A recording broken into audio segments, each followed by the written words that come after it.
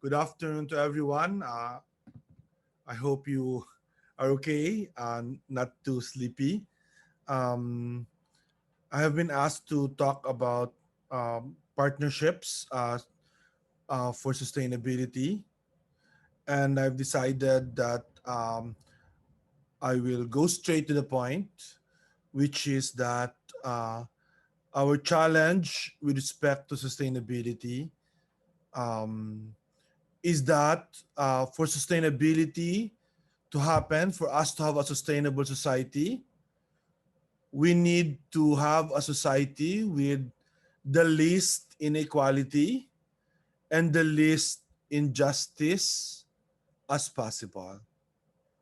And that's why I thought, as my starting point, I'd like to show you a documentary about a group of people that I work closely with, the LUMAD Backwit schools, the teachers and the children that are in the schools of indigenous peoples in Mindanao that have been displaced. Because if we are to have a sustainable society, we must have a partnership with the least in terms of marginalization, in terms of poverty, in terms of powerlessness, with the least of our brothers and sisters, um, not just in the Philippines but in the world. And indigenous peoples are the ones that are nearest to that. I mean, that have to deal with that kind of situation all over Asia. Certainly, in Myanmar, you have indigenous peoples. Even in China, you have indigenous peoples. You have national minorities, and unless we bring them together to our vision of a society is, we will not find sustainability. So partnerships is not a romantic thing. Partnerships is something you build through trust, the absence of violence, through peace. So I would like you to watch this for the next 20 minutes, and after which I will share my reflections. It's called Bullet Lace Dreams. The director is Chai Scala. I don't know if he was able to come in, a friend of mine. And it's a beautiful documentary of something that disturbs us.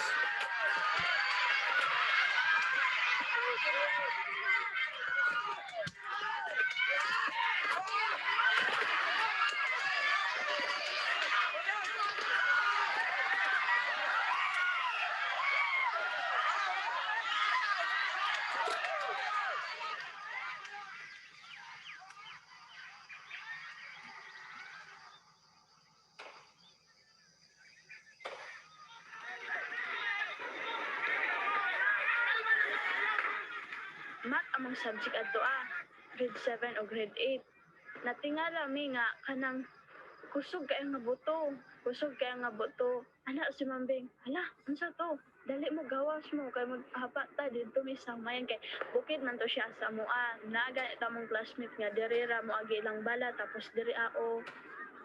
Gipasara nila among eskwelahan og naa sila dala nga placard og napod sila sundang bitaw nga taas tapos napod sila pana.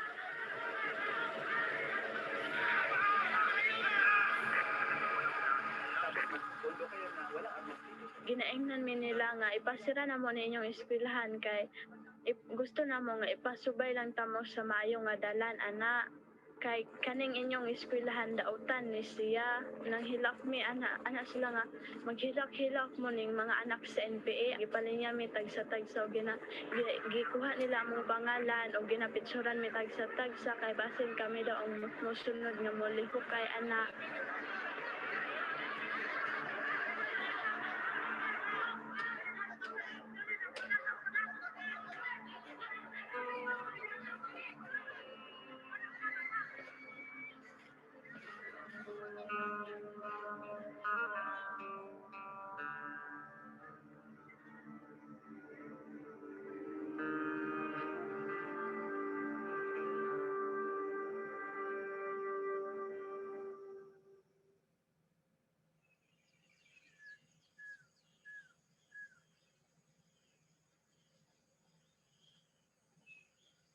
pagsugod na ko og tudlo dito, nindot pa man ang kuan dito kahimtang ang mga barangay officials sa White Kulaman masupport naman sa amua.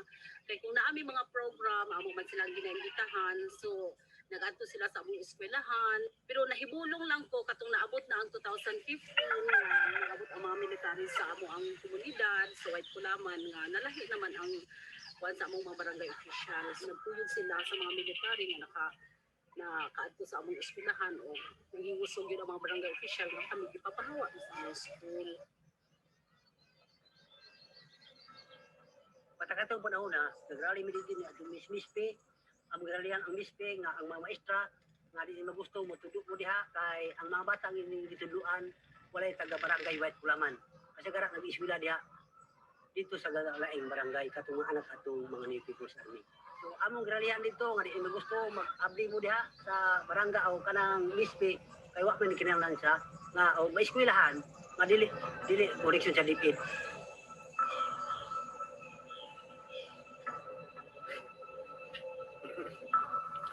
Nasagit na ako pag-una-una nga nung ipapahawa yun nila kay gusto man yun nila pasugla ng mga dagko mga plantasyon ang White Kulaman. Kay gitudlo lagi na mo sa makausap mo na ko nga nagatudlo ni nga katungod sa mga bata nga dipinsa na ilang yutang kabilin. So mao na nga nagadipinsa ang mga bata sa ilang yuta. So karon murag apil pud mi nga ila na lang pud ning gikuan kay murag dito man gud nahigmata ang mga bata sa eskwelahan.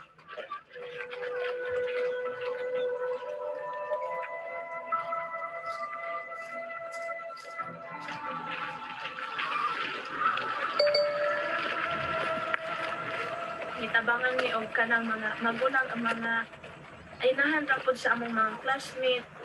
Kapag abot na mo diri sa kabalantian, ni akong papa nga nitabang siya nga ipasakay among mga gamit sa sa truck.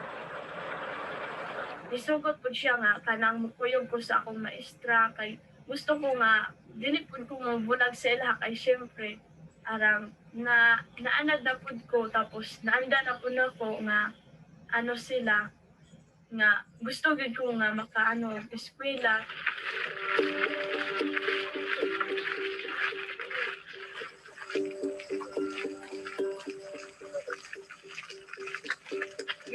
Ginabuhat-buhatan nilang issue nga ang eskwelahan sa NPA pero di gid na siya tinuod kay tinuod pa lang na siya nga eskwelahan sa River di dapat sa unarami nga naghawa mi dira kay dili pud mi gusto nga makatuon mi og unsa ang wala mi mabuhat kundi maghawa sa mga eskwelahan. Mahadlok pa sila mamatay kung imbis nga gusto pa sila makakaton maabot ilang mga pangandon.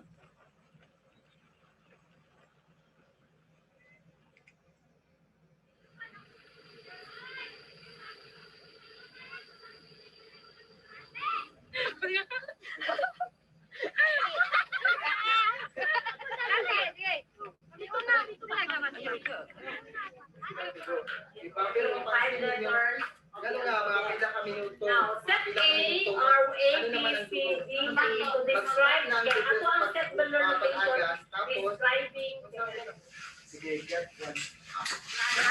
siya ang so tanungan mo ang step B multiple of ginapagawas ano 10, 20, 30, 40 so klaro man siya nga multiple of 10 siya so ato siya i-describe karon so mahimo siya step Gipili sa akong ginikanan nga dito kong eskwela sa Mispi kay tungod libre ni siya.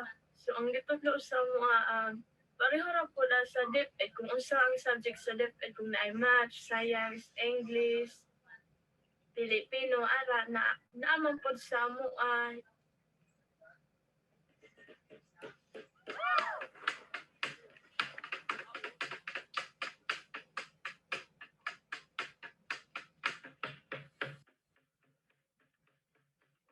naagin may kurikulum na ginakuan gyud namo sa among kultura, makamasa, makabayan at siyentipikong edukasyon mo to siya.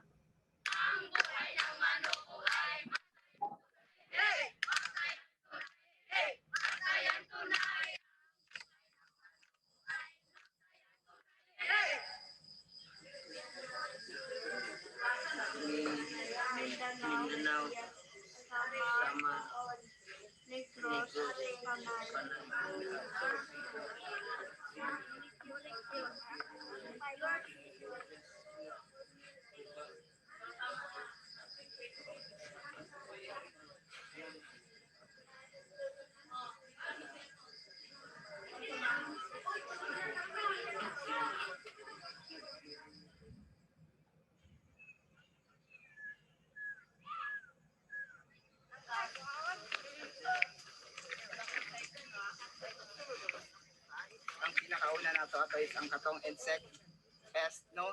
Dili makatubog maayo nga atong kuan kay ginaagawan niya og mga nutrients sa atoang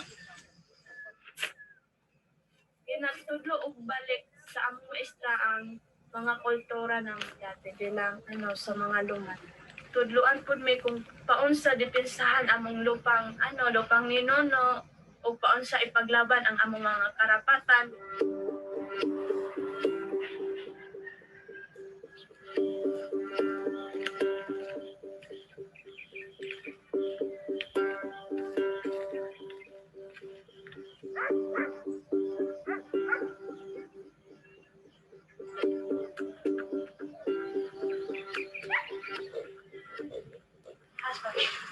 Suma.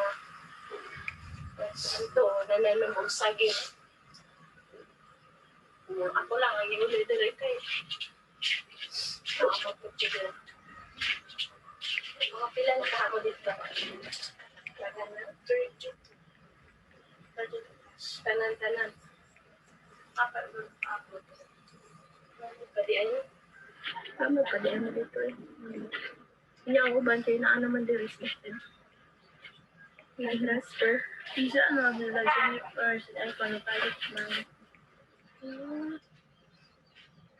Tungod lagi sa kapobrehon ng wala man ko ikuan, ginikanan niya insakto nga magpa-eskwela sa akong asuna. Di man na. So, mas piliyon pa na ko ang mespi tungod kay diha sa mespi makahuman yun ang atuang anak sa pag-eskwela. Ang amo ang panginabuhian ko tiring, malang.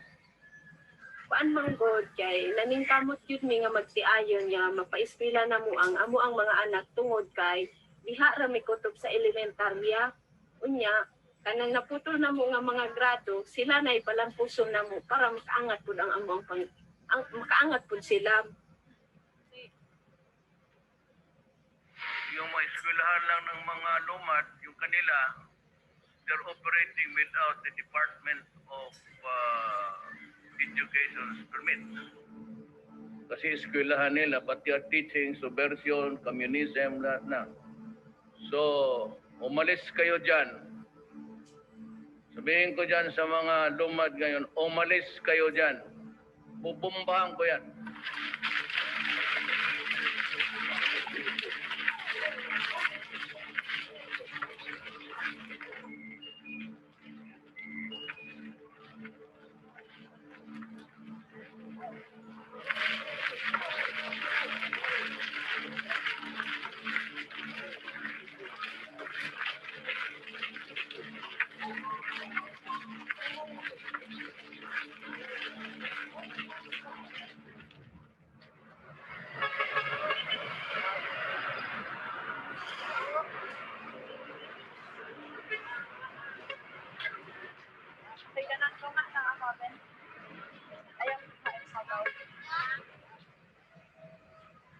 Murag buot kay isa ko ang niya.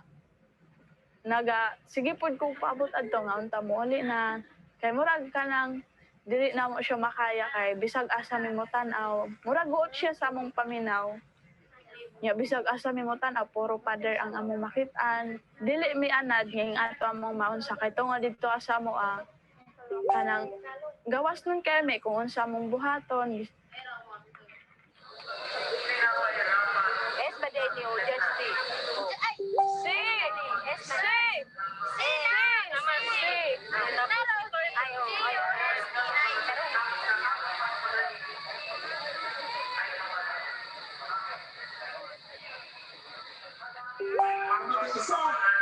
Salamat ng mga renata. Mag-deploy sa ilalim ng mga pambansang demokratikong organisasyon at pumilos na kalakasan na ang rahimik itong nagmamatal at nagpapagmatong sa ating lahat. Ayun lang ba mo? Maraming salamat. No? Asa may kuan dito? Gibalayas mi nila kay ispilhan na lang sa kundi pero di noon. Mismo lang muna sa pagpalayas sa mga mong captain. Barangay captain. Mismo sa gobyerno?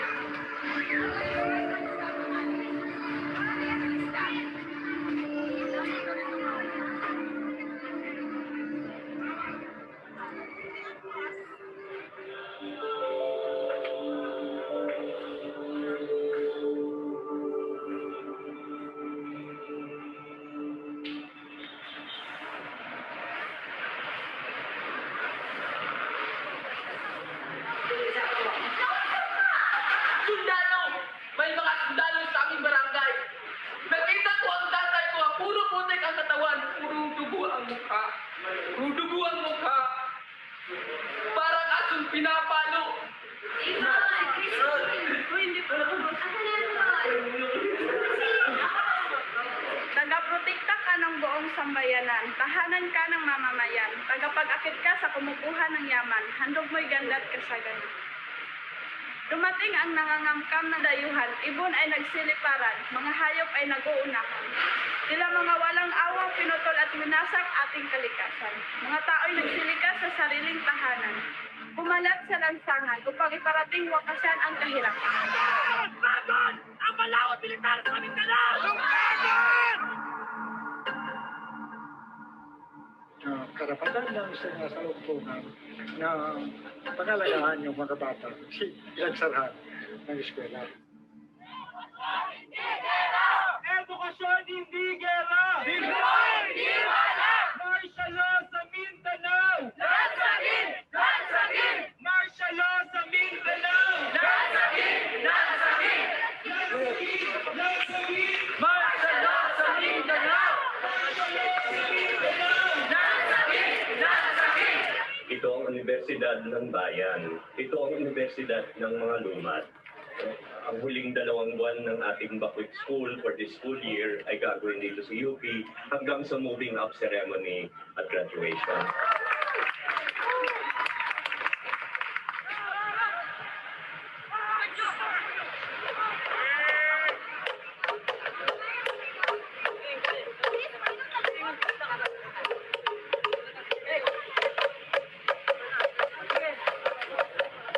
Sige, ngani. Mo yang may tabo no. Imo na po nilang rason ang pag-extend sa martial law, no? Kay para daw sa economic development, no? Kabalo naman ta kanang economic development unsa may pasabot ana sa ilaha sa mga gahaman sa mga korporasyon, mga dagko nga mga minahan, no, mga plantasyon nga mga monocrop plantation, mga laging konsesyon. Pagpadaghan pa sa mga ingani nga korporasyon nga maoy mo kaukaw sa atong yutang kabili mo bubuguba sa ato ang kinaiyahan.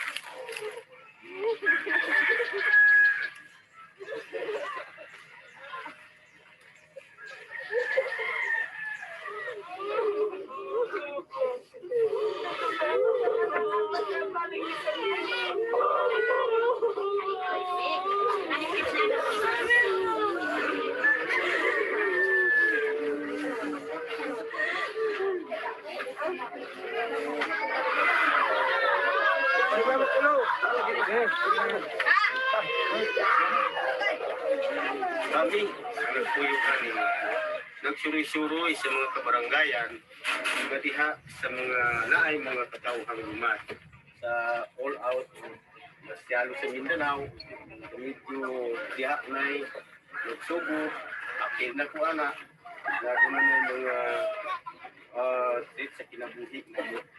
No? Nga na yung nahitabo naman yun ang dapat, wala na akong ihandong nga mahitabo. Dili sa ingon na nga, namatay siya, namatay po na ang iyang nasugdan. Hangan, nagkuhan ko sa iya nga, ako mismo ang magpadayon sa iyang nasugdan. Kaya dili sana ang mutabang sa isig ka tao.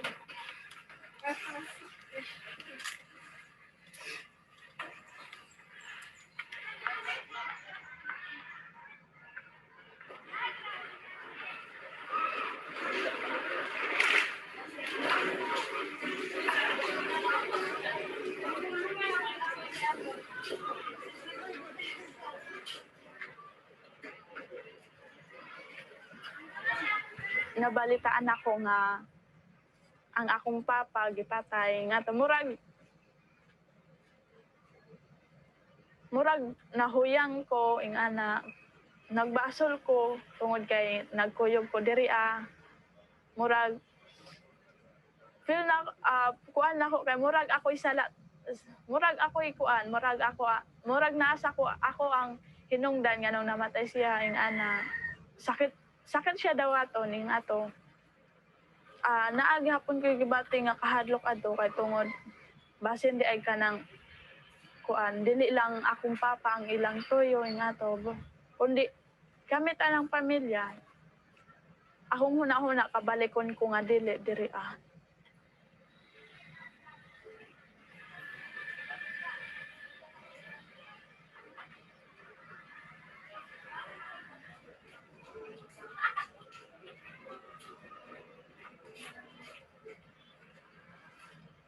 Kaaway ng gobyerno ay mga katutubo, mga magsasaka, mga human rights defenders, mga teachers. Kumbaga, kung ikaw ay tumutulik sa gobyerno, pwede ka na kasama, pwede ka na itulog, pwede ka na gawa kaso.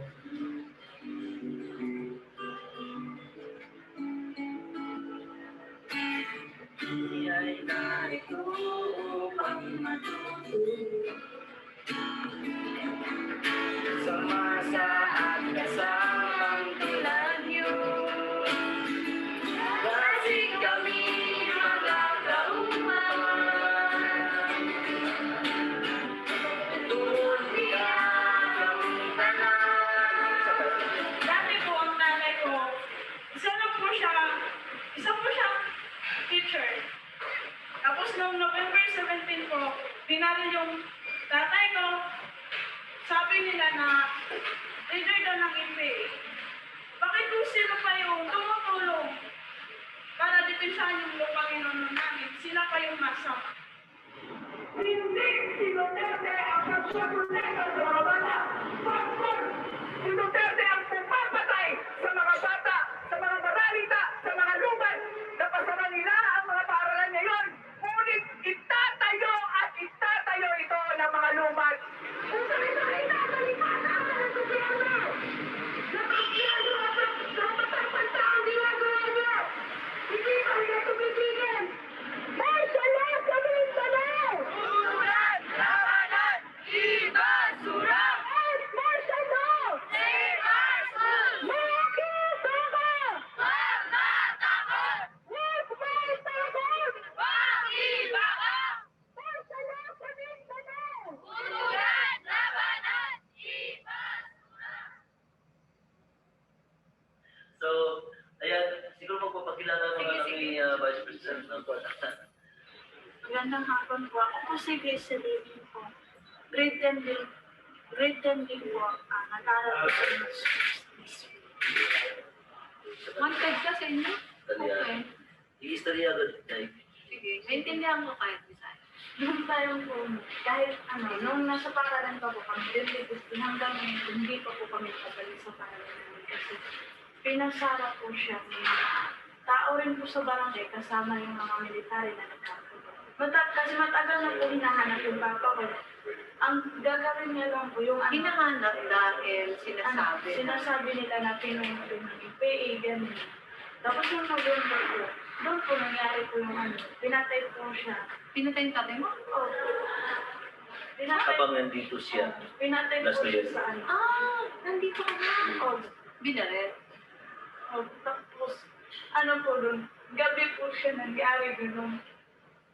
So, hindi mo na nakita?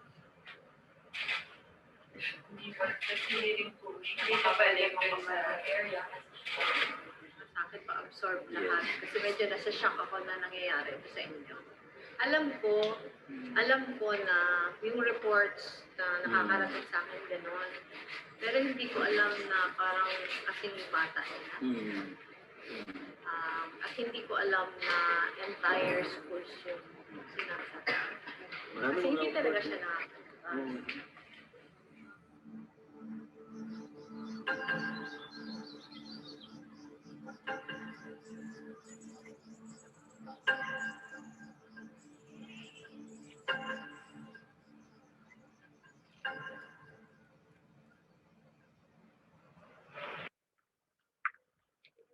No. Ha? Ay, dapat. Kaya tayo mo si Tubaw. Dahil na, uwi tayo. Taas mo.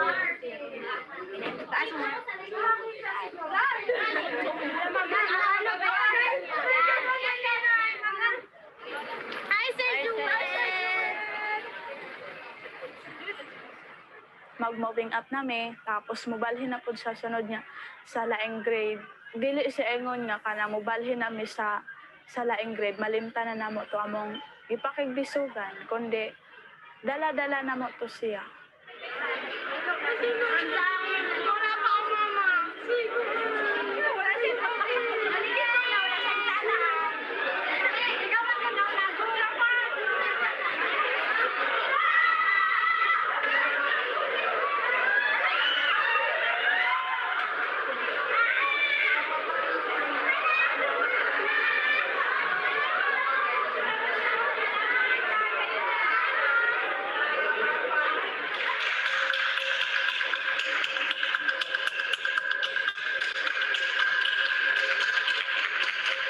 Ngayon, sa pagkakataon ito, ay gusto natin bumitahin at bigyan ng pinakamataas na pagpupugay ang mga nagipangkir ng mga kaaralang mga sa Mindanao. Isang man itong naibig, pinig mo'y patuloy ang maibig. Tulad ng mga himig nung alay, nalibos ng pag-ibig. Pag-ibig sa bayan sa'yo,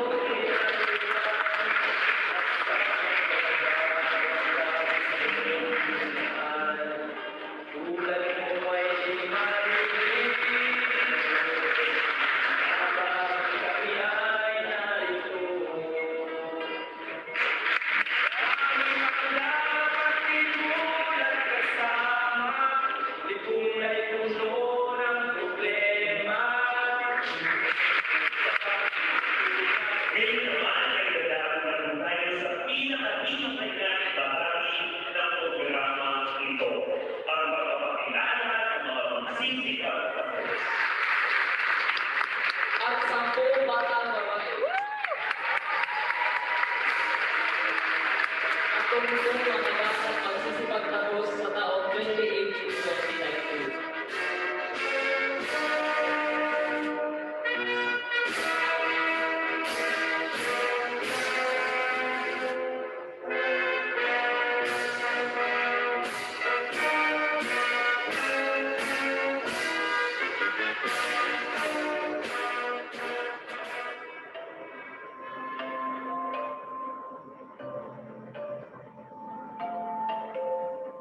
Kay kon mawala ang among eskwelahan, okay raman siya kay bisag ahami mo adto sa tungoy man sa bukid, sa lansang man sa ilawom sa tulay, padayon gihapon namo among pagtuon.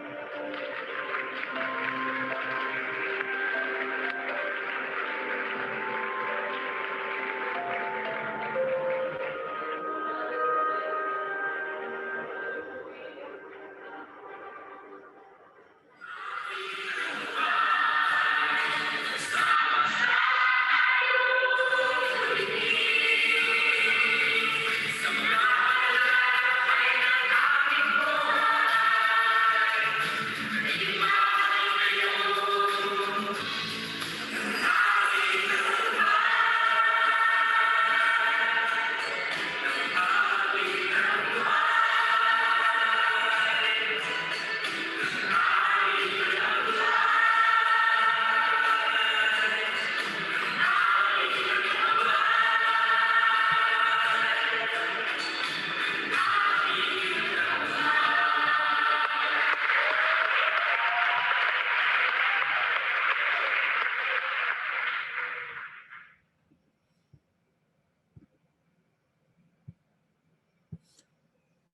I decided to for a conference on sustainability and of schools. I decided to show that the documentary, because I think more than words that I would say here, it conveys the main point that I said I wanted to make. There is no sustainability. You will not be able to arrive at sustainability if there is inequality and injustice in this country or anywhere in the world.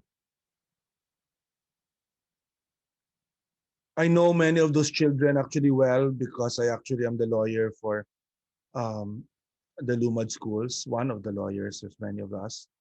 Um, they've been you'd be surprised how virulent the some people in the government, not all, but some people in the government have been against them, accusing them of being child warriors, NPA, etc.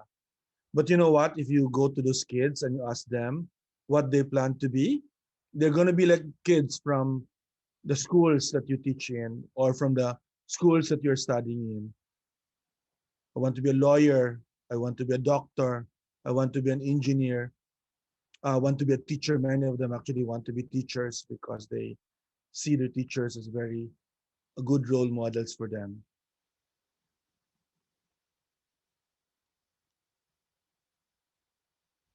Sustainability requires solidarity. Something nearer, more probably seen directly to us are the community pantries. If I had more time, I would talk about how the community pantries that have sprouted all over the Philippines. Uh, oh, I forgot, it's a few thousand now. Um, more than 5,000, I think already, 6,000, 7,000 community pantries, all within 1 month. No, many school-based, many um, like in John Dewey, we have one. Many neighborhood-based, um, many from the poor, started from poor neighborhoods. That's another example of community solidarity that's required in sustainability.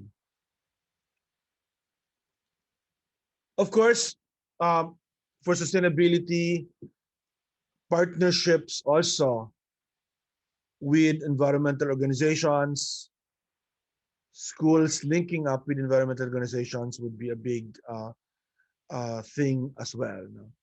No?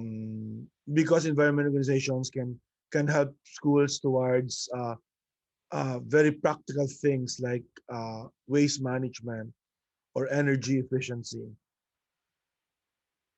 I don't know if some of you might have been in my in the breakout session this afternoon about climate change, and I pointed it out that there are things we can do at the individual level, the family level, at the community level, at the school level,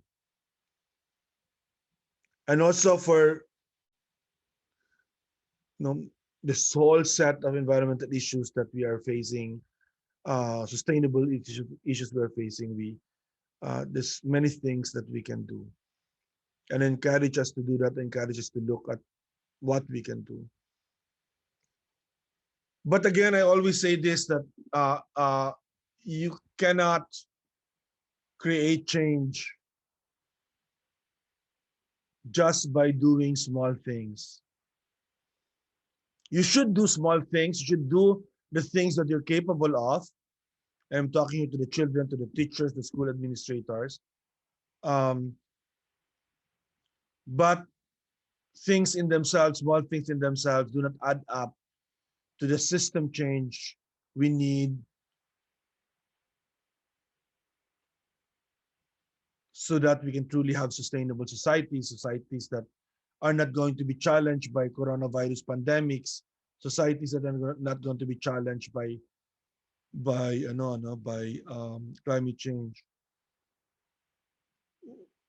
societies that will not be challenged by violence. We saw that in the video, and I mean how kids like many of you are here, imagine what they have to go through to go to school. Imagine what have been done to their schools, and yet they survive. Not they only not survive, they thrive. I'm telling you, very frankly, because I know many of them, as I said, they will not be crushed whatever the government does. Nobody is determined as these young kids and how important for them education is. So I'll end now because my time is up. Anyway, later we will have, I think, open questions later on. But I just want to say that again. I mean, there is no sustainability if there's inequality. There's no sustainability if there is no social justice. No, um, but we can actually solve these things. We can actually address these things uh, with whatever we can do at our level, but also by being in solidarity with each other, so that we can do the bigger things that are necessary. So I want to end with the ultimate thing a citizen needs to do for change, which is that for those of you who are going to be 18 years old, uh, maybe wala pa sa mga children, but certainly the adults here, and if there are people that are about to go to senior high school or in senior high school, you'll be 18 next election. Do vote for that and vote wisely as well. Thank you, and let's work together for sustainability. Thank you so much, Dr. Antonio La Viña, and also for sharing that very eye-opening video. We were able to learn many important things, such as the rights of indigenous people and the need for community solidarity and sustainability. If you have any questions for Dr. Tony La Viña, we encourage you to type them in the chat box. While we wait for that, Chelsea, could we share some of the feedback by our participants in the chat box? Very interesting. Yeah, sure. Here from Brent. Sure. Thank you. This is from Brent. Thank you, Dean Tony La Viña, for that powerful and moving video, because it shows the raw reality of the indigenous groups in Mindanao, and their daily life is something that they shouldn't go through, since most of them are children, and seeing their loved ones die or have their education removed from them. I hope that change will come soon, because that is not fair nor just for everyone. Government and military should protect them instead of attacking them. No one should go through that, and we must be protected, their motherland, cultures, and language. And here Tristan said, powerful message, Dean Tony. May justice reign over the IPs of Philippines. Heartbreaking but inspiring, from SMCB Johnson. There.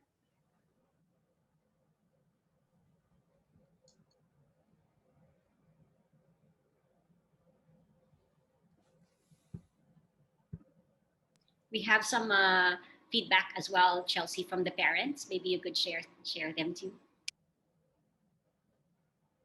Here I have one from Ivy Mangiat. The documentary is an eye-opener, which most of us here in Manila did not know. Thank you, Dean Tony.